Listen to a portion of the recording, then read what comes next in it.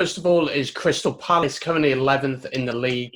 An interesting season for them, I think. I think they've been what we would expect from them. I think Roy Hodgson has kept them as a very solid Premier League team. They don't play the best football. They're obviously very reliant on Zaha, and it'd be interesting to see if Zaha left, would they be able to keep the same level? But I think what we'd expect is pretty much where they fit in. What do you think about Palace this season, mate? It's just a really difficult team to understand what you're going to get out of them. Because one day you can look at City away when he drew 2-2. They were bloody phenomenal in that game. Got a result. As a Liverpool fan, I was cheering for him, absolutely. But Roy Hodgson coming in, you know what you're going to get out of him. A well-organised team, difficult to beat. But unfortunately, the attacking supplies, apart from Zaha, they're just not good enough at all. You got looks like on Jordan Ayew, like 5-6 goals. Like, is that really where we're going to be? I thought a team like Palace, if they do get rid of Wilfried Zaha, which I do expect they will have to let go of him, they're going to improve the whole team instead of just focusing on one player to dig us out of the trouble. Where we can get 2 or 3 more players to maybe help us push up the table. But apart from that, it's pretty average what you're going to get out of Crystal Palace these days. I agree, mate. I think that, if they could sell Wilf Zaha, maybe, I know, like, obviously COVID and stuff, the market's going to be all over the place this season. But if they could get 40, 50 mil for him, something around that, and then maybe get 3 or 4 decent young players with potential able to grow. Because, as you said, Jordan Ayew, 5 or 6 goals. Benteke never scores, obviously. Oh, Benteke memories there for you. And then they've got Tosin on loan from Everton, but he hasn't scored any goals. So you really worry for them that if Zaha doesn't do something special, Townsend doesn't score a ridiculous volley or free kick, that they're probably not going to score that many. But as you said, Hodgson gets them disciplined, gets them organised, and they're going to play compact, they're going to take their chances. So, yeah, I think what we would expect is a really fair assumption for the moment. And I'm very confident that they're going to stay in the Premier League this season. I think they'll certainly be there next season. And let's move on to the next one then. It's Everton. Everton, a really interesting team. Obviously, Ancelotti coming in. I think that's a fantastic appointment. Currently 12th in the league. Everton, used to, under Moyes, obviously used to be pushing for Champions League, but over the past few years just hasn't worked. They've had some weird managers in. I personally think they need to improve. I think they've got a decent squad. I do think they've been unlucky with injuries. Players such as Gabaman being out injured. He would have been very key for them in holding the midfield. Andre Gomez, of course, getting injured. But I just think there's too much quality in that squad to be sitting in 12th. And I don't know what it is, but they just can't quite get those wins that would push them up the table. As I said, they got a really exciting young team with Charlison, Calvert-Lewin. Pickford on his day can be brilliant, but has also got a big mistake in him as well that I feel. Yep. And I think there's a few players who needs to get gone. I mean, I'm a Swansea fan. I got the Swansea shirt on, but Gylfi Sigurdsson is just not good enough for that level anymore. His set piece and things like that are insane, and he'll always have that. But his physicality is just not there anymore. He just can't run as much, and they need to get a younger attacking mid, like they've been linked with Coutinho, which would be a ridiculous signing, but would be a fantastic signing. So, yeah, I think need to improve. Where would you put Everton? I think you literally hit the nail on the head with that. Literally, I look at their team and I'm thinking, my God, how are you doing so poorly for that team of quality? You look at their team, like John Pickford, England's number 1, Luke Dean, arguably the best left back in the league last season, but this season he can be a complete shadow of himself. I remember, and then who else you got in there? Morgan Schneiderlin, Gylfi Sigurdsson. Yeah. Theo Walcott even. I know he's not meant to be as big player as he once was, but you look at that team on quality, you're like, oh my word. Then you got this unbelievable manager, Carlo Ancelotti, who I still don't understand why he would go there. With the pedigree he's got, why the hell he would go to Everton of all teams he could have gone to. But when you look at him, you think they're going to do that, but they do the complete opposite. Like, when I went to Anfield to watch him play in the FA Cup, we had a team of youngsters on the pitch, and they had arguably their first team out. They look absolutely abysmal. They don't have a shadow of a clue what they're doing. But they also got good players in their team who you think they can push for possibly Europa League, but it's just inconsistent as anything. And I think Ancelotti will have time with his squad. I think he will bring in the likes of of possibly Rabiot. They've been linked really heavily with him. He'll be able to mould this team into the way he wants to mould it. I just think, as I said before, there's a lot of deadwood at the club and they're probably on massive wages, so that's going to be a problem to get rid of them. I'm sure Gylfi Sigurdsson is on over 100 grand a week easily. Schneiderlin's probably on over 150 grand. So moving them players on is going to be really key for them to get those young players in who are going to have an impact. And maybe for Ancelotti, this is a 4-year plan to get them back into Europe. It could take that long for them to get back. I think it'll be longer. Do you? How long do you think? I think it's another 5-6 years before they can absolutely reach top where they used to be under David Moyes. You look at players, choose example, Richarlison. I think Richarlison's an incredibly underrated player. He's got a bit of a nasty streak to him, which every top player should have. Like you think about Diego Costa, for example, he had a really mean streak. No one wanted to really play against him. He was just a nightmare. But you think of Barcelona, I think, before the season or halfway through the season, they put how much was the bid? About 80 million, I think it was. Yeah, something like that, yeah. I thought, why didn't you sell him? I know I was like, whoa, what are you thinking? But you think of all the money they could recoup into the team, and like I said, get rid of all the deadwood. You can also buy in advance fast, so you've got to play there before you get rid of him, so you've always got a bit of squad depth. But overall, as a squad, they need to improve heavily if they want to compete. Definitely, and I think that Ancelotti will do a really good job for them. As you said, that's an incredible coup to get Ancelotti. And let's move on to the bottom of the table, Norwich.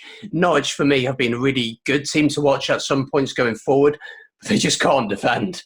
They just really can't defend, and it's pretty much nailed on that they're going to get relegated. I've really enjoyed watching them, and I think players such as Buendia, Todd Cantwell, Ben Godfrey, Jamal Lewis, Max Aarons are really good, exciting young players, and I'd be surprised if when they go down that clubs just don't pick them up.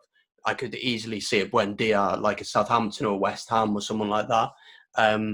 They're getting relegated, aren't they? Oh, they're gone. They've been gone for a while now.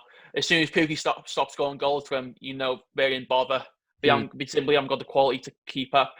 When you say about them playing fantastic, they don't play fantastic football. They play good, attractive football. They like to have a go at teams. They're not a team who can sit back and hope for a clean sheet or hope for a 2-1 away from home. Yeah. Apart from the Everton game, which was bloody good. But if Pukki stops scoring, they're not winning games of football at all. But as a squad, they're not cut out for the Premier League right now. But they could come back in a year or two with some investment. When you talk about players who could leave, Max Aarons, the right back, I think he's going to be an incredibly gifted footballer when the time comes. So he will leave the club. That's nailed on. It's going to happen. It's about them bounce back in a couple of seasons' time and try and improve on what they could do this season, which is stay up, unfortunately. But it's not going to happen this year. They're gone. And as a Liverpool fan, I think one thing that we'll obviously get to Liverpool in a minute, but I think you guys need a backup left back or right back, someone who can play on either side. Do you think you could get Max Aarons for maybe around 25 mil, 20 mil? I don't think Max Aarons is at the caliber we need to compete. Obviously, if Robson's injured, you look at your James Milners or someone just to slot in for a game or two. But when you talk about our left back, as soon as Robson gets out of the team, we're kind of snookered because we haven't got the player who can simply slot in there for a couple of games, apart from James Milner. But Max Aarons, I don't think so. Okay. Let's move on then to Brighton. Brighton this season, they're currently in 15th. Obviously, former Swansea manager Graham Potter. So he obviously wants to play a really good, attractive style of football. I think they've got some really good players in the team. Aaron Moy, Yahambash, I think that's how you say his name. Yep. Obviously, you got Glenn Murray at top, who actually, for his age, is doing really well. He gets consistent goals every season for Brighton.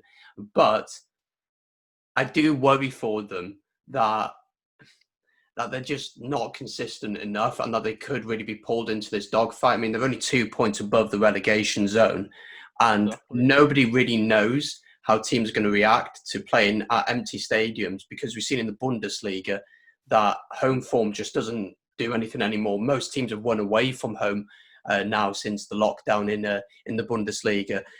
I'm going to put Brighton in need to improve, but I think Potter, if he can keep them up this season, can build on that and then just have a really good next season and hopefully get a mid-table finish. What do you think about Brighton? See, one of my best mates is a huge Graham Potter fan, Mm. and he said Brighton should prove to be very, very consistent team under him. But to see him struggling with some of the players you talk about, likes of Neil Maupay, you've got your Aaron Moyes, even the goalkeeper Ryan, who keeps him in games, and Lewis Dunk and all that. To see him struggling is kind of weird, but is also expected with the quality, enforcing quality some areas of the pitch. And when you talk about them being dragged into the dogfight, have you seen their next 4 or 5 games? Who have they got, mate? They got Arsenal, Leicester, United, Norwich City, which is a huge game, and Liverpool is their next 5 coming into the season. So you have to worry for them massively. Where would you put them? If I had to put my money on something, I would say 17th, just avoiding it. Okay, just about avoiding it. Just about. Yeah, I think the only reason they'll stay up really is because other teams are going to just do as badly as them. Exactly. I obviously we've spoken about Norwich there. We'll get to the other relegation candidates in a bit, but I'd love to see Brighton stay up because I know Graham Potter can do something really good. Like with Swansea, we sold our best player for 18 mil and we replaced him with a £500,000 player. And yet, with the team, he brought so many academy players through. He really invested in the youth, and it was gutting to lose him. Although we got Steve Cooper now, former Liverpool under-20 manager, I think he was. Yep. I think Graham Potter could do something really good at Brighton with that young group player. So I think we'll put them in needs to improve, but they could easily get relegated. They could easily get relegated. It's all about how they perform in the next after them 5 games, especially our game against Norwich. It's a huge. If they lose that, I can see them going down. Yeah, definitely. Let's move on to your club. I'm going to let you take the lead on this. Liverpool, championship bound, maybe. Oh God, don't be so ridiculous. Come on now, but rather than an elite season, only one loss all season. Yeah, the game was incredibly shocking to witness. But when you look at our team, the season we've had has just been incredible. Just one loss, 2 losses in 2 seasons. You're like, wow, the consistency on show there is absolutely incredible, and we're only getting better. What do you think you need to improve? In what areas would you like to see Klopp invest this summer? Because we're seeing Chelsea investing, obviously, like Timo Werner, Ziyech, and they're even possibly going for Havertz now, which is a scary thought. If you could invest in a couple of areas for the team to really make you once again go for the league next season and the Champions League, where would you like to see Klopp put some money in? When you look at the starting level we've got, the goalkeeper you don't touch that. We've got the best goalkeeper in world football at times. You don't touch that. Trent Alexander-Arnold, people say he struggles defensively, but his attacking contributions are so incredibly key to the way we play. You don't touch that either. Then centre backs, forgot Virgil van Dijk. He's the world's best defender. So apart from that, and Joe Gomez, who I think is England's best centre half. People say Harry Maguire and all of that, but Joe Gomez, the consistency he's put in. I know people say, he's playing alongside Virgil van Dijk. He's supposed to be good. Virgil van Dijk mopped all his mess up, but Joe Gomez is turned into an absolute quality centre half, and I cannot wait to see how he improves. Left back, I do think we need to have a bit more depth. I can stand Milner having a game or 2 there, but if Robson's injured for 4 or 5 games, you're like, okay, James Milner can do a job there for a game, but can he do it for 4 or 5 games stretch? Because as soon as you take Trent Alexander-Arnold or Robson out of our team, we simply don't have the same same play style. We can't rely on our fullbacks to make them chances for us. Midfield, Henderson, I still think he'll win PFA Player of the Year, in my opinion, just based on his consistency. I know you're shaking your head, but I think Henderson's been outstanding for us this season. He's one of the first names on the team sheet when he's fit. When he comes off, when he doesn't play on the pitch, like Atletico Madrid in the Champions League, we really struggle to cope. But apart from midfield, which I think we're okay, I still think we can improve in some areas, like maybe a bit more creativity. The front three, it's the front three.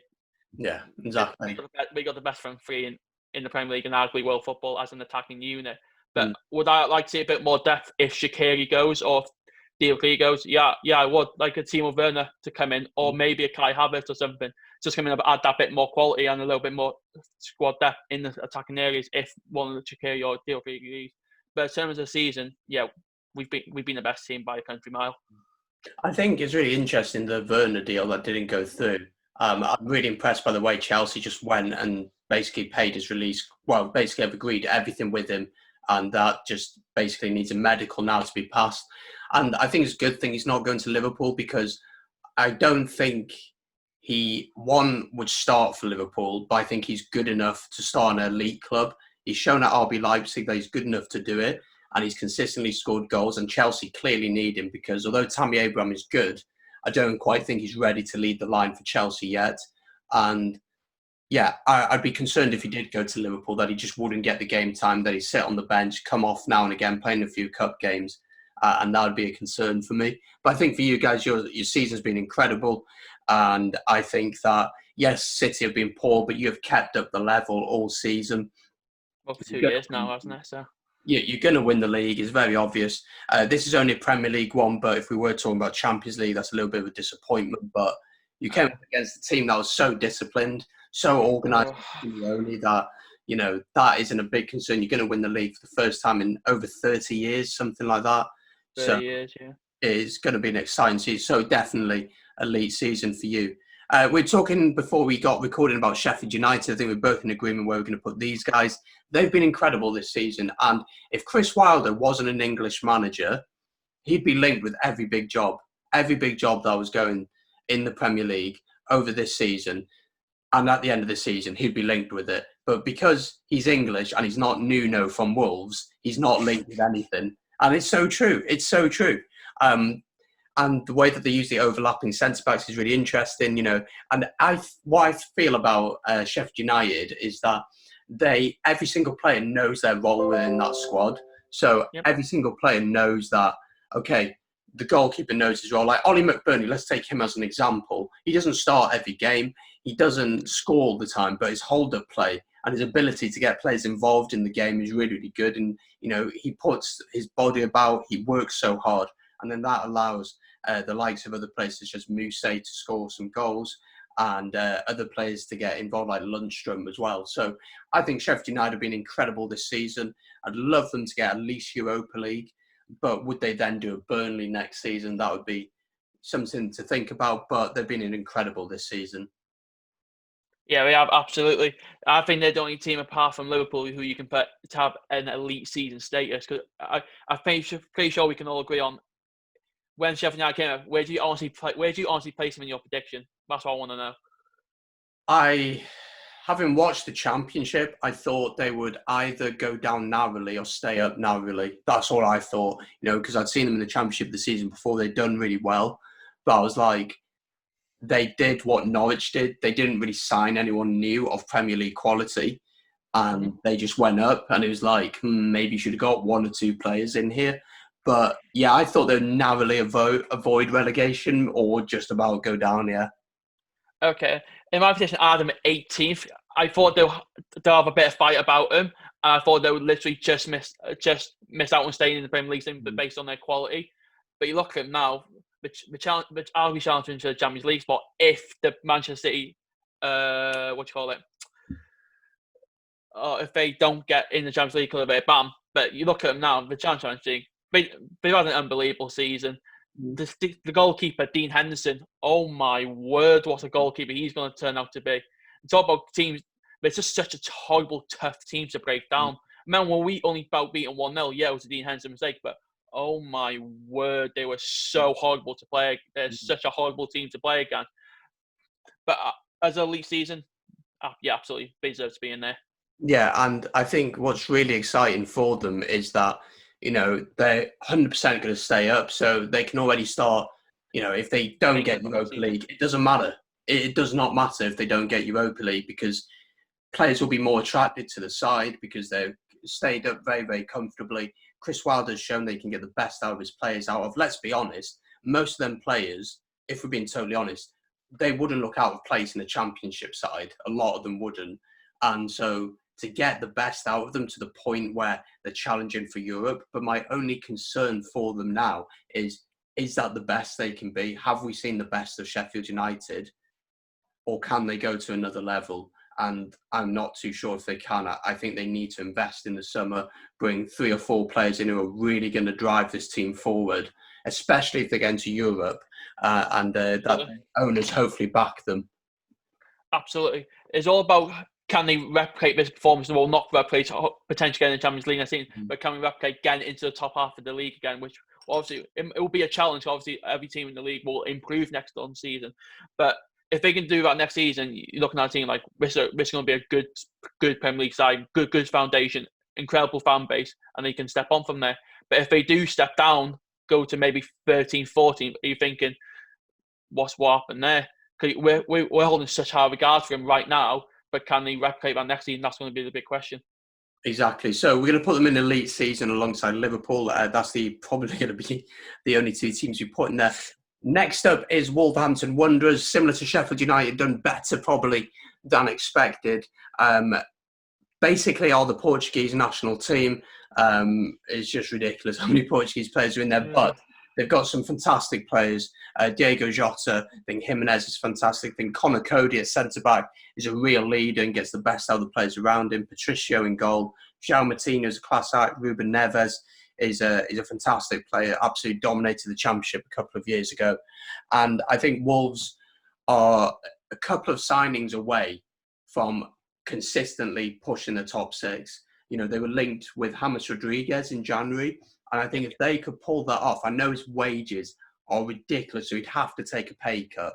But if they could get him in, that'd be absolute insanity. But this season, I think they've been overachievers. I wouldn't say it's a great season, but it's certainly overachievers. Because their first season in the Prem was really good, and obviously they've built on that. And I think overachievers as well. I'd put Wolves. Overachievers. Yeah. Wow. You look at their team on paper: Rui Patricio, Conor Cody, João Martinho, Ruben Neves, Raul Jimenez. You got Diego Jota, even Adama Traore. Yeah, people say he hasn't gotten them clock, but he's been a revelation at times this season for him. You look at their record in the last two seasons. We've always had a really good head-to-head record against your top teams, your Manchester Cities, your Arsenals, your Chelseas, and all that teams. Is the teams like in the bottom half of the table you can kind of sell? Yeah, we have a little bit of struggle against because we have all the possession. The teams like, yeah, here you go, break us down for once. Exactly. But having them overachievers when they've done incredibly well for 2 seasons, I think is a bit unfair on the team they've got. I personally think they've had a great season. Simply in the Europa League as well. They're still in the Europa League at times. I think they're in the quarterfinal now, aren't they? I think they've got the Espanyol. They've got. I think it's Olympiacos, if I'm not mistaken. So you think of it they're 6th in the table now, pushing for a Champions League spot, and they're still in the Europa League quarterfinals. So say they're overachieving when they had good seasons for back on back. I think it's a bit unjustified. I personally think they've had a great season, but can they improve on the team we've got now with potentially top players, even your Raul Jimenez's, your Adama Traore's? Where will they go if they do go? With this pandemic going on now, they potentially can get them a bit more cheaper than what he would have done. But can they replace them players with players of their quality straight away? That's the big question. But saying that overachievers, I think, is a bit unjustified. I think they've had a great season.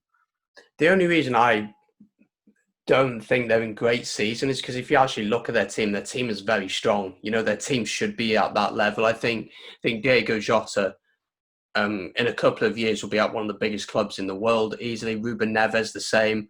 I think João Martinho, though he's old, he's an absolute class act. He can, get assists. He just reads the game so well and controls it from the middle. Patricio is Portugal's number 1, won the Euros, just consistently being a top goalkeeper. And I was really surprised that he stayed at Sporting for so long. Adama Traore, Liverpool have been linked with him. Chelsea have been linked with him. He's been linked with the move back to Barcelona. I just think that they have a team that should be at that level. I think their team on paper is better than Arsenal's. So I think they should be at that level, to be honest. But I'm happy to put them in great season. I'll let you have this one. Okay. But I think this team is probably at the level where it should be. And it'd be interesting if they can get 1 or 2 more signings. Can they go to that next level? Like this season, they got a brilliant chance of winning the Europa League. Obviously, we're just looking at the Prem. But yeah, we'll put them in great season. I'll put them there. You talk about Wolves as well. To think of 2 years ago, they're in the Championship. They've won the Championship. Now you look at them. Now you're thinking, hang on a minute. They were in the Championship 2 years ago. And you look at the team they've got now. You're like, wow. With the budget they've got and the players they've brought in on that, they've done incredibly well. I think the only other thing I'd say about them is when they were in the Championship, they spent a ton of money compared to everyone else. And there's nothing against Wolves, being a Swansea fan or anything like that. But they spent so much money, and basically the rest of the league just couldn't keep up. If a team is spending 30 mil in the Championship, and when another team is spending 4 to 5 mil, it's just not able to compete against that. So for them to have been promoted and the way they dominated, I think they won the league in I think it was end of March they won it, and that was it. But they do have a class team. Interesting to see if they'll be able to hold of Nuno. That'll be interesting as well. Absolutely. Let's move on to Burnley. Burnley, one of the most boring teams to watch, but they are sitting in 10th. So they've had a decent season. Sean Dyche obviously has a very distinct way of playing football. It's not the most attractive to watch, let's be honest, but they're organised, they're disciplined. They have someone up top in Chris Wood who can score goals for them. I would say possibly even overachievers this season, but last season, of course, they did get Europa League. Exactly. So I think what we would expect. I think what we expect of Burnley is a team tough to beat, incredibly hard to break down, maybe win a big game once or twice throughout the season, managed by the Ginger Mourinho, is what we expect out of him. Just a tough team to break down, and with the players they've got, is what we expect. Yeah. To be honest, I haven't got anything else really to say about Burnley. I think they're a bit boring to watch. Just Burnley. You're playing Burnley. Oh, great. Let's get them over with next week. It's going to be a tough game. You're going to have to try and break them down. You might win 2-1 or 1-0, but you'll get there in the end.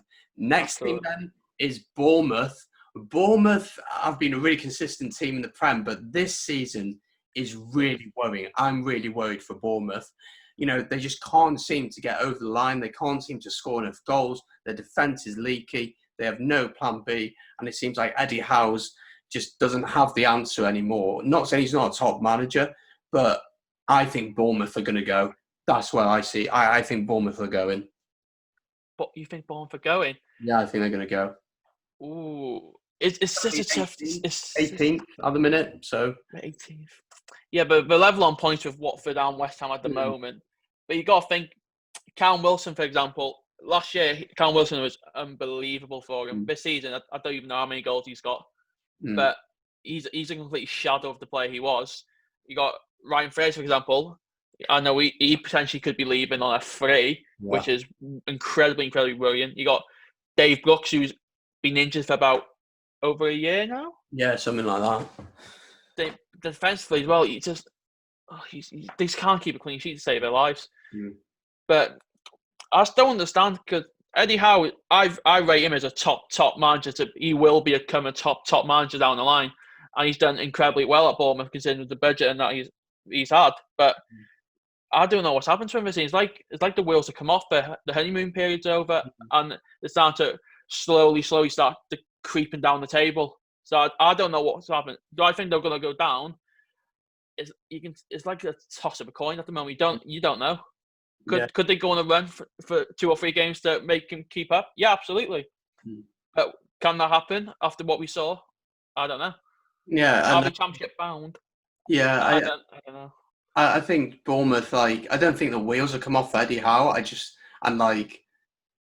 I think Eddie Howe's a top manager, but I just think teams have worked out how to beat Bournemouth, and Bournemouth simply either don't have the players to counter that or just don't know how to do it. And that is a big issue for them. Obviously, it's really hard to know how teams are going to react after this lockdown. Bournemouth might, for whatever reason, first game up, I'm not sure who they've got, but they might get a win because the other team are just not quite the fitness levels or whatever.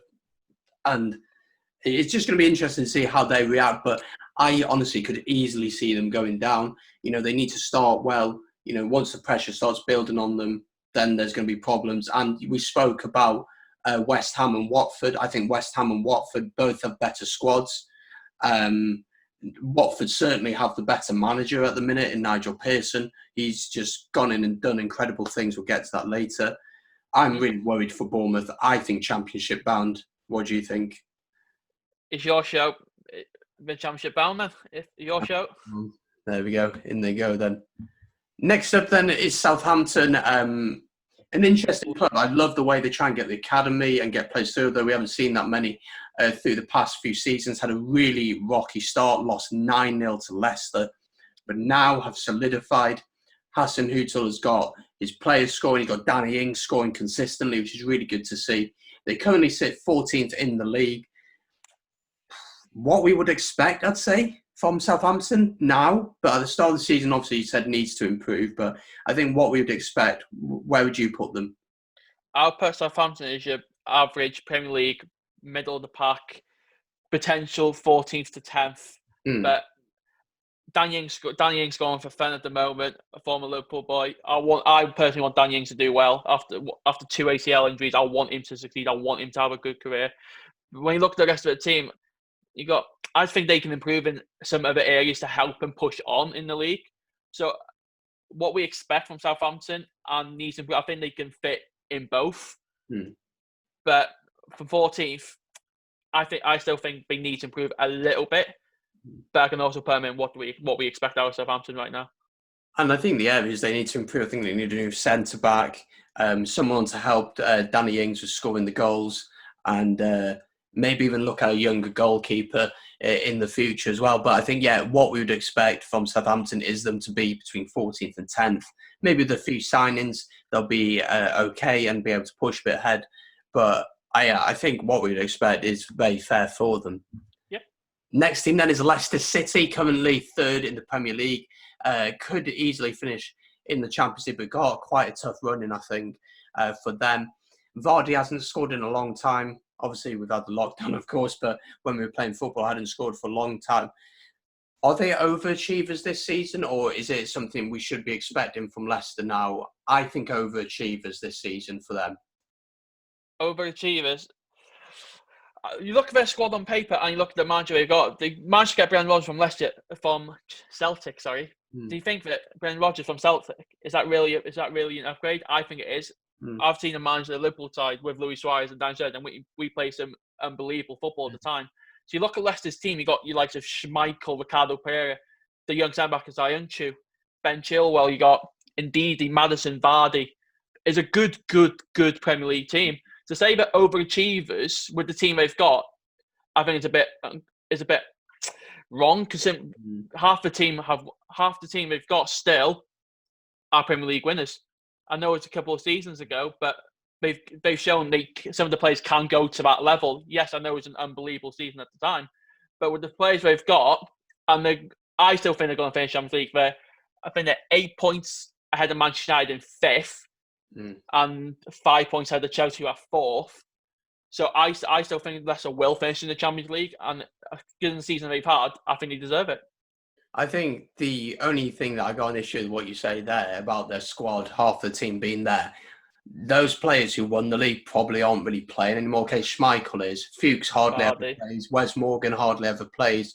Who else is there? Or Brighton hardly ever plays. Vardy, of course, still plays, and Vardy's gone to another level. And to be honest, after they won the league, I'm surprised he didn't move on to a bigger club. I know Arsenal were really heavily linked with him. I think United were. Apparently Athletic wanted him as well at one point, but you know, that's one of them things. I think Leicester's an interesting one because you look at their team. I think the likes of Johnny Evans, you wouldn't say he's an elite defender, but he's really overachieved for this season for him. From what we saw at United, he was consistent at United, but was he, one of the top defenders in the league? Soyuncu has come through, being fantastic this season. Ricardo Pereira, our right back, probably behind Alexander-Arnold, the second best right back in the world. Maybe Alphonso Davies can play on both sides, but I don't know if this team is as good. The squad as a whole is as good as the squad that maybe a Chelsea or Manchester United have. I think that certain areas of the team, so I'd say like Leicester's midfield, so you've got Ndidi, you've got Maddison, and who else? Tielemans. I think that's one of the best midfields in the Prem, but you look at other areas of the pitch and you worry for them in certain areas. The fact that you've got to bring Brighton off the bench, the fact that Wes Morgan is your backup centre-back worries me. I personally think they're overachievers, but I'm happy to put them in great season because at the same time, is a fantastic season for them if they get Champions League. I think they'll get Champions League regardless. So, yeah, you talk about your tough runnings and all that, but the team they've got, I fully expect them to get the Champions League this season. You talk about players coming off the bench like your Wes Morgans and your Marco Browns and all that. Yeah, they're not going to be starting for them now, but you got to think about the leadership they have in the dressing room, the experience they can pass on to these younger players to push them on into their potential careers. So to stay in Champions League, it's going to happen, and I think they've had a great season. Yeah, definitely. Next up is Manchester City in second place, but miles behind Liverpool. Still in the Champions League, got a 1-0 lead over Real Madrid, but we're focusing on the Prem. They've got to be in need to improve. They've shown glimpses of what they can do. Kevin De Bruyne, once again, has been insane. Wow. Aguero has been great at goal scoring again, but they just don't have a centre-back. Trying to play Fernandinho at centre-back, he does a job, but is he elite? No. And in January, I can't believe that they didn't go in for someone. It just seems ridiculous. And they need to get a young centre-back in, or even go for, splash the cash. And if you can, get Koulibaly or someone like that. Just splash the cash, or go to Leipzig and get Upamecano or Mukiele, someone like that. Because they just need someone alongside Laporte. Because if Laporte can stay fit, he's a brilliant centre-back. We know that. And I just don't understand why they didn't go in for a centre-back. To be honest, the league was probably over in December. And when you beat them, that was pretty much it. But for them to really push on this season, you'd have expected them to sign someone. And also, it kind of felt like they almost gave up. They kind of realised, the league's over. Liverpool aren't going to bottle it this season. So that's the sense I get for them. So I'm going to put them in need to improve. Yeah, absolutely. They need to improve in certain areas. When Laporte got injured against Tottenham, you just realise we haven't got back world-class dominant centre half. But you would have had in Vincent Kompany, yeah. He's not the player he once was, and the injuries did catch up to him. But they let Vincent Kompany go. I didn't bring in the backup, which I thought was unbelievably surprising. Yeah, but we have to understand, when Laporte got injured, he did not expect him to miss 6-7 months of the season. So Fernandinho was an emergency situation, but when teams found out you can go up there 30 times like your Otamendi's and just John Stones, I think they're easily gettable. But when we look at the team, you got your Kevin De Bruyne, you got your even David Silva. I know he's not a player he's going to be starting, but he's still at a top class level. And you got your Sergio Aguero's and your Raheem Sterling, and they're 25 points behind us. You got to be thinking, oh my, what's happened there? Yeah. And if I was them for the rest of the season, I'm pretty sure they'll get over the line and finish second. I would throw everything into the Champions League. Got no other option. 100% go for it now. And you maybe start Phil Foden in the Prem a little bit more. You give Eric Garcia, the young centre-back, a go. And you try different things out. And in the Champions League, you can full on go for it. You got 1-0 lead over Real Madrid, and you got that next tie at home, which may not make that much of a difference, but you got to go for the Champions League. That's what Pep wants to win with them. And that's what he wants. Honestly, when he came into the club, the main objective, win is the Champions League. You won the Champions League everywhere else you've been, win is the Champions League. You can have as much as you need, win the Champions League, and so far they simply haven't been able to do it because they haven't got that Champions League experience that some other teams have. Exactly, and I think if Pep was to win the Champions League this summer, would he be interested in moving on? Maybe. And maybe some of the players aren't getting the same... Guardiola isn't getting the same reaction from the players as he was maybe 2 years ago. That would be my worry for them. But they need to improve. The money they've spent, the players they've got, they should be challenging Liverpool. Because if you think about the whole squad in general, City have the strongest squad. They do. That's the reality.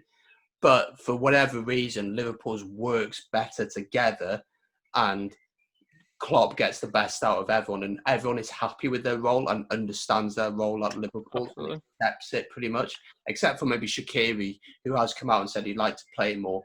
But everyone is happy. So, City in need to improve. Can we just have a quick word about something?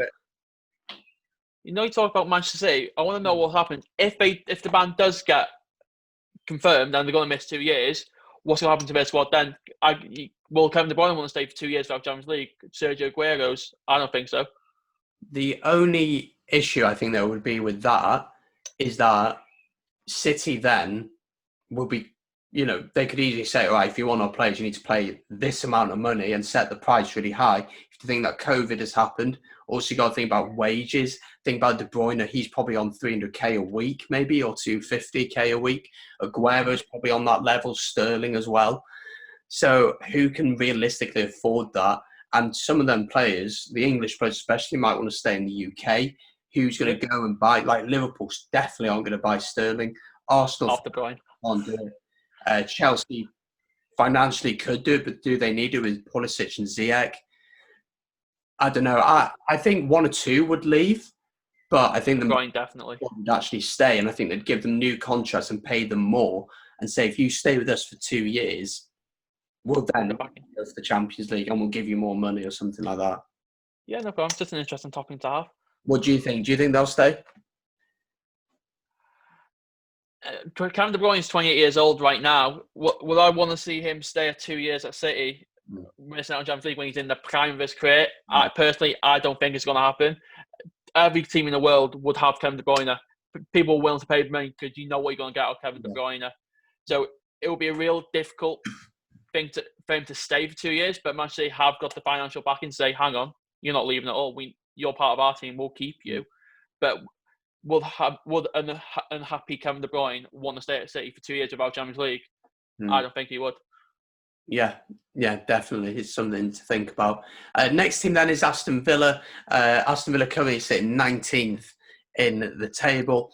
I think their biggest problem has simply been they haven't had a consistent goal scorer. Wesley when Wesley was brought in, when he played in Belgium, I believe he was playing. Again? No. He wasn't brought in to score goals. He was more brought in to hold the ball up and get people involved. But he just seems so isolated up top on his own that I really think he'd benefit from having maybe a smaller, quicker, like a Crouch Defoe kind of partnership. Having someone alongside him who can make them runs, he can hold the ball up, have that support with him. Jack Grealish obviously has done really well this season and has really, really helped the team out, but they just haven't been good enough for this level, and I think they're going down. Jack Grealish FC, what can we say about them? If Jack Grealish was not a part of that team would be going down like an absolute shot. He does everything for that team, and saying he's a captain and he's only 22, 23 years old is mind-blowing.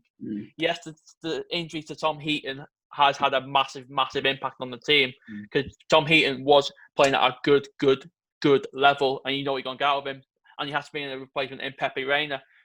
But you look at the team, you got Tyrone Mings, you got obviously your Jack Grealish. You got one or two good players who will leave the club if they go down, or I say when. Jack Grealish is going to go, that's definite. Tyrone Mings, would another club have him?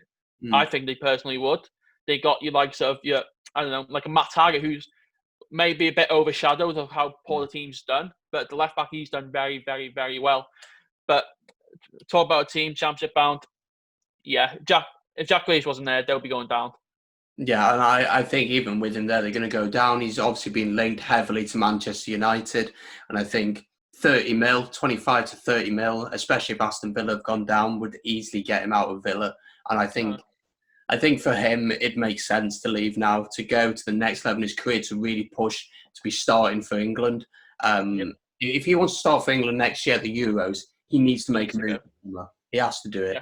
Yeah. And I think that'll be the bottom three: Norwich, Bournemouth, and Villa. That's who I think is going to go down. Okay, let's move on to Chelsea. Chelsea obviously making big moves in the transfer window, but we'll look at the season so far. I think Lampard's done brilliantly with the team. Lots of youngsters, giving them a chance. Think of Tomori, Reece James, Billy Gilmore as well now, Tammy Abraham. I think he's done really well. I think Chelsea have overachieved this season. I think, to be honest, I thought they'd finish about 7th or 6th in the league, maybe even 8th. And I think if they had got top half finish, I think Lampard would have been fine and the Chelsea board would have been fine with that. But I think they've overachieved this season. And I think getting the likes of Werner in, which looks pretty much done, and also heavily linked with Havertz now, I think that team could be a really scary team next season, but this season, I think they've overachieved. When you look at the team on paper, you can say, yes, they have overachieved. But when you look at the likes of, yes, you got Pulisic, who came in the season before, and you got your Tammy Abraham, yes, who's got unbelievable potential. But is he a guaranteed start? Is he going to put in 25 goals in, which Chelsea need to go into the Champions League? Personally, I think no. That's why we brought in Timo Werner in. Someone who gets that guaranteed goal scoring. Then you look at the team on paper. Some areas, yes, we can improve. The goalkeeper, especially. I think two of the goalkeepers. You got Kev, for example. He is incredibly overrated. That guy can't catch a cold. Then you got your centre backs. You got your Rudigers. You got your Kurt Zumas. You got who's your third choice centre half? The English guy. Who's the English guy called again? Tomori. Yeah, Tomori's coming in, and he's done very, very well. So with the youngsters they got in the team, yes, they got Kante again. They got, but have they overachieved? Yeah, with the team they've got, yeah, they definitely have. Yeah, and I think that, Kepa's shockingly bad. I think he's got the worst save percentage in the league. If I was them, they need to go get a goalkeeper, a young goalkeeper. There's loads of options across Europe at the minute. You think of places as Alex Meret at Napoli.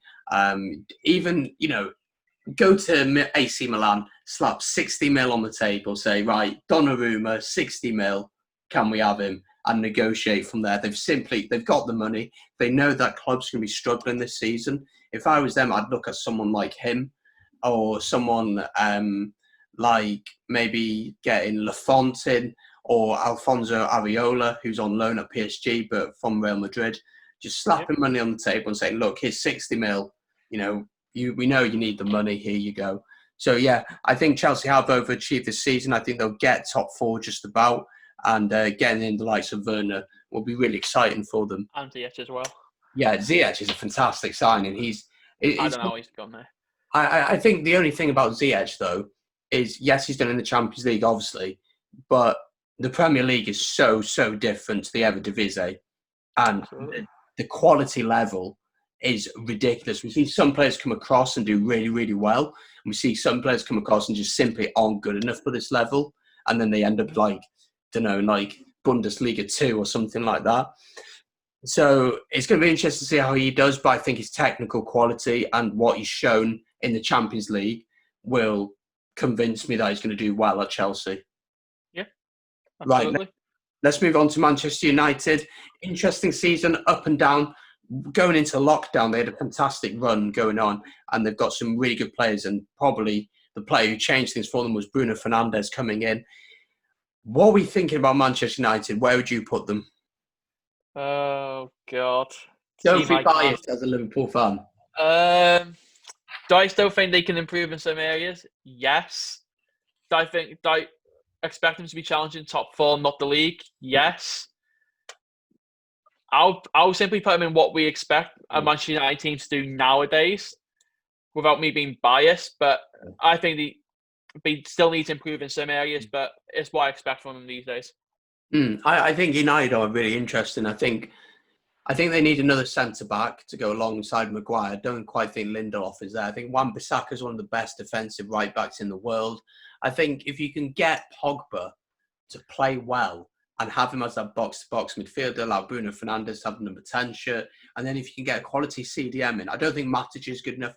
And McTominay, I'm telling you now, 2 or 3 years, he'll be at West Ham or he'll be at Crystal Palace. I'm just saying it here now because he's a B-Tech Kante at best. He's just nowhere near good enough to be starting in the midfield for Manchester United. They need to go get someone like a Sandro Tonali from Brescia, who's absolutely smashed Serie A this season.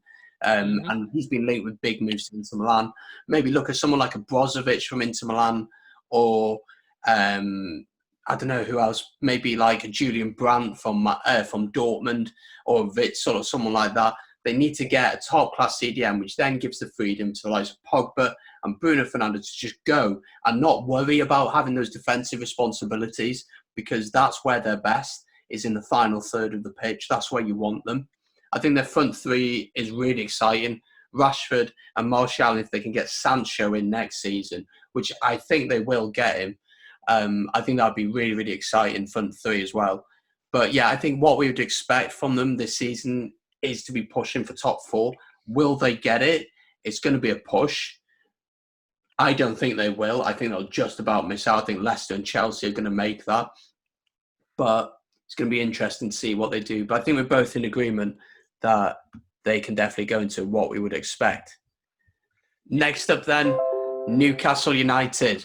Obviously, the takeover looks very, very likely to go through. I don't quite think it's gone through yet, but Newcastle United, with probably one of the worst centre-forwards, strikers I've seen in the Premier League for a long time in Joe Linton.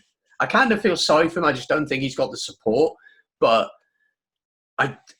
paying like nearly 40 mil for a player who hardly scored in Germany with Hoffenheim is just madness. But I think Steve Bruce has done an all right job this season. They're currently 13th in the table. And I think it's what we would expect them to be in that around that area. I do think they're a little bit lucky to be in that position. I think they're lucky because, quite simply, the likes of Norwich, Bournemouth, Aston Villa and West Ham have just been appalling this season. But I think that it's what we'd expect from Newcastle. Yeah, you look at the team. We look at the team we got. You said Joe Linton. The guy's only got, I think, 1 goal in the Premier League season. That was against Tottenham. That was at the start of the season. So thankfully, he's gone 20-odd games without a goal. And you look at a Newcastle team who needs goals in their team. Yeah. And yes, it doesn't help by 99% of the time he's isolated. It's going to happen with a Newcastle team.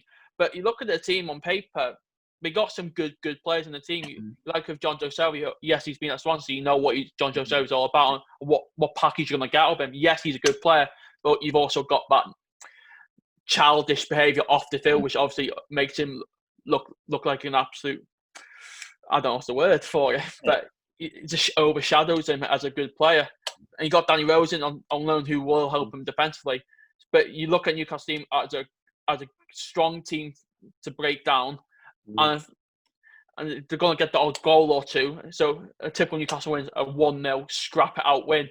Yeah. And when you got the Bradford goal, that guy will save you points. That guy is incredibly underrated.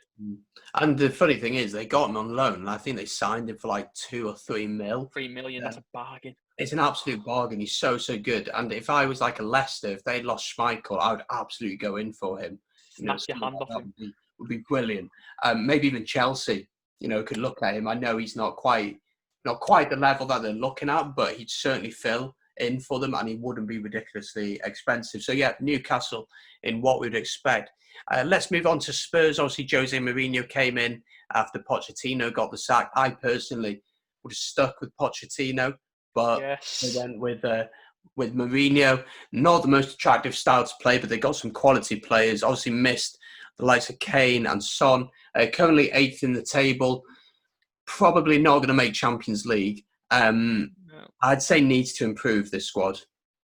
Yep, they need to improve the squad heavily. You see Tottenham when you lose Kane. Yes, people say they look better without Harry Kane in the team, but you lose all them goals to go with it, and you're relying on Son and Lucas Moura to go on them runs. Yes, we lost Eriksen and Sam. Yes, he wasn't going to be playing as much, but you're also missing out on that creativity. Dele Alli for the last year and a half has been an absolute shadow of himself. Yes, he started to pick it up when Mourinho started coming in, but he slowly started going down. But with Pochettino, he made the players have an attacking philosophy, and he also gave trust to the players. Like, I want you to play that way, and we're going to win. Mourinho, he's not that type of manager. Yeah. He's going to slate you out in front of the press, and it's all going to be about Mourinho, not about helping the team and playing a good, attractive football. They're going to be a tough team to break down. But do we need to improve? Yes, heavily.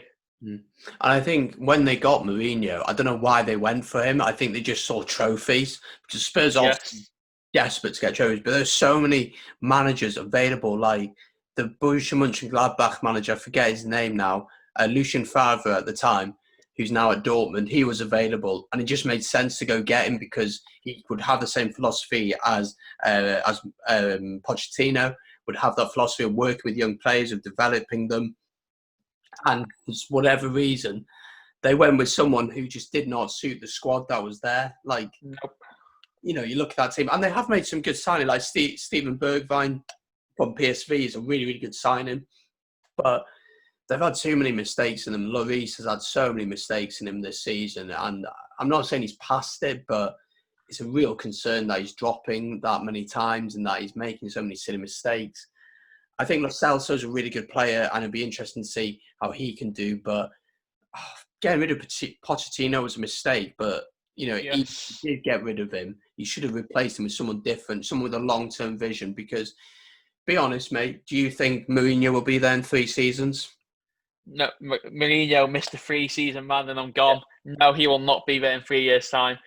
For the only reason he brought Mourinho in, he's the best. He was the best top-profile manager at the time. We need someone to steady the ship, maybe get us a trophy down the line, and we'll have a look at it again in 3 years when Mourinho said, "Yep, I've had enough now. I'm going to go." But when we look at the squad on paper, we need to improve heavily defensively. I think that team can be got at incredibly. Look at the goalkeeper example. People say Lloris is a good world-class goalkeeper. That guy is not. But I think he's just a standard Premier League goalkeeper who's slowly going down, and you need him heavily improve in that position. Standing back, you got talk of Jan Vertonghen leaving. Toby Alderweireld, yes, he's good, but can you get better than Toby Alderweireld? My opinion is yes, you can.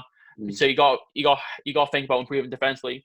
Front line, that's fine, you keep that. But without Champions League, can Spurs keep hold of Harry Kane? That's going to be the question. Or you Heung-min Son. Yeah, and I think what you're saying about the defence is really interesting because there's so many good young centre-backs available, especially in Germany at the minute. Like, as I said before, Upamecano, Konate, Mukiele, all at RB Leipzig would probably be available this summer for 30 to 40 mil because of the lockdown. And, Vertonghen's leaving on a free. It seems probably going to Italy, Inter Milan, I think it is, that he's linked with heavily. And they need a lot of reinforcements. Ndombele's a weird one, had a really good season, and Lyon signed. Whatever reason, just didn't work. And then Mourinho comes out and slates him in the press, which never works for a player who's new to the club, new culture, new language and everything. Yeah, I think for Spurs, certainly need to improve. Let's move on to Watford or Troy Deeney FC. Watford, awful start to the season. And then Mr. Nigel Pearson comes in and revitalises them. They're currently sitting 17th in the league, just outside the bottom 3. Where do we put them? It's a tough one. In many sense, they need to improve because obviously, usually they're mid-table-ish, like between 10th and 14th. But again, have they overachieved with Pearson? That's something else you could say. Where would you be putting Watford? Based on the result they got against us, the only team to beat is you put them in the elite result category. I've still got nightmares about it. Islam and Assar tearing us apart. But yes, we've had 3 managers. We've had 3 manager seasons. That just shows how bad of a season they've had before Nigel Pearson came in. Nigel Pearson came in, stayed the ship, got the players playing again. They got the players to stay up. I won't say they got much quality on West Ham and the teams above him, but with now Pearson coming in, he knows what it takes to stay up. You looked at Leicester run when he made the great escape. He's got that experience on managing his teams, keep them up. I think they'll stay up. I've got them as 15th place. I got in my prediction, so I think they'll stay up just about. So, which category would you be putting them? Maybe it's a tough one, isn't it? Needs to improve. I would 5-6 weeks ago before we beat us, I would put them in championship bound, absolutely. Yeah. But now I think they need to improve. Or would you put them as what we expect? Because I don't expect Watford to be top 10 challenging. So would you expect them to be in that bottom 10? Yeah, I would. Yeah, I think need to improve. Yeah, I think we'll put them in need to improve. I think they are going to stay up, but I think if they want to, I think they've got quality players. Though you think about who they've got. You think Joe De La Feu is a fantastic player, definitely better than Championship level. Obviously, Ismail Assar, we've seen what he can do. Firsthand as a Liverpool fan. Yep. Ben Foster in goal, I think, is really underrated. He's just signed a new contract at the club. I think they've got some fantastic players all over the pitch. I think Chalobah's good. Decore at CDM is really good. This team's very, very good and should be doing a lot better. But I think they will stay up. So we'll put them into needs to improve. 2 teams to go then, Arsenal and West Ham. We'll go to the Gunners first. Obviously, Arteta came in after Unai Emery left. Interesting season for them. We've seen some glimpses of what they can do, but they've just not been consistent enough for me. Currently 9th in the table. Probably, will not get Champions League. unless they can do so. They're out of the Europa League, aren't they? Because they lost to Olympiacos. So yeah, we lost. Yeah, probably may not even get Europa League. So what are we saying? I would probably say needs to improve this team. They need to improve our team absolutely heavily. Will Aubameyang save after the season? You talk about clubs going after him. Would Aubameyang as a player? Do I want to stay here, or do I go off and do somewhere else? Yeah. I think I'll go off and do somewhere else. You look at the players you got on paper. You got, like say, Aubameyang. Yeah, I know Ozil's not the player he once was, but he's still a good player on his day. You got Nicolas Pepe, Torreira. You got a good team here, and you're ninth. So it's just all the problems they've got are defensively. They are abysmal. Yeah. If Leno wasn't in that team, they would be further down the table. But that guy saves them points week in, week out. I think Arsenal are a weird team. Like Lacazette has not been the same player. And as you said about Aubameyang, I think 30 mil gets Aubameyang out of Arsenal this summer. I think obviously with COVID and also he's in his final year of his contract now, 30 mil. And there's been links with United getting him. So like Robin Van Persie all over again. If I was him, I'd get out of there. I think he needs to get out, get a move, have that final move of his career because he's nearly, is he 30 now? I think he's 31 now. 31, so he's getting on it. I think I think Arsenal defensively are all over the place. Shkodran Mustafi is shockingly bad. A lot of teams in the Prem need a young centre-back who's going to control that defence. And I've said it many times, but the Bundesliga's got so many good young centre-backs available this summer for probably a little bit cheaper. Obviously, as well, Serie A there's a couple of championship centre-backs who do a job.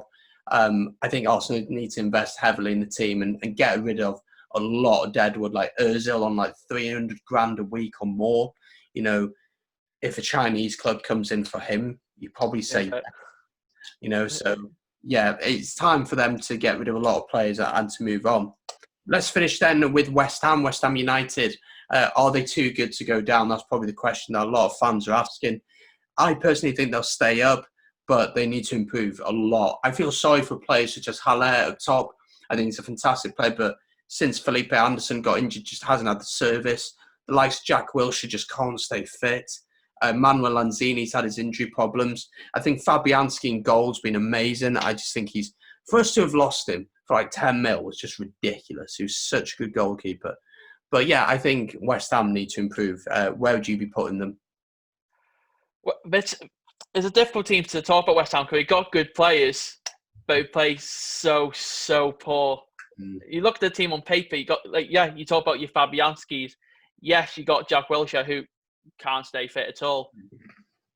You got Haller, for example. He scored goals for Fun in the Bundesliga. Now you look at him, all the slates going on him now. So you got to feel a bit bad for him. Felipe Anderson, yes, he's come in and done very, very, very, very well. But when he gets injured, you look at the team. Where's the service coming from? And they brought in David Moyes again, and that's the one person the fans did not want to come back into the club, and they've got him. So it just shows where West Ham are as a club right now. What if he had David Moyes for the whole team? I had them going down, but with the team they've got, I think they'll stay up. Just about. Do we need to improve? Yes. Yeah, I think they'll just about stay up simply because I think Bournemouth, Norwich, and Villa will be worse than them. And I think that this team has got so many good players. I think of like Manuel Lanzini 3 years ago, could easily have played for a top 6 club. Can he do it now with his injury record? Probably not. Issa Diop is a fantastic young centre-back, and that was a brilliant signing to go get him from Toulouse. But I think West Ham's a weird club because when they're doing well, the fans are brilliant. When they're doing badly, the fans really, really turn on the team. And that's not healthy for any player, and the players lose confidence and then don't play as well. I also think that there's an issue of laziness at that club. I think a lot of the players are really lazy and don't try hard enough. And that's, I think, a very British football thing, is that even if you're not a skillful player or whatever, or it's not working, you try 100% because you're lucky to be in the position that you are. You're earning a ridiculous amount of money, something that, you'll probably in a year earn more than I'll earn in 20 years or more. So, you should be, trying your best at this level. But yeah, West Ham certainly need to improve. Put them in that category. So there we go. Those are our picks. So we've 2 in elite season, 2 in great season, 1 in overachievers. We've got 5 in what we'd expect. Then we've got 7 in needs to improve, and then we've got 3 in championship bound. I'll put a link to this tier list in the description so everyone can go and try it and make it for themselves.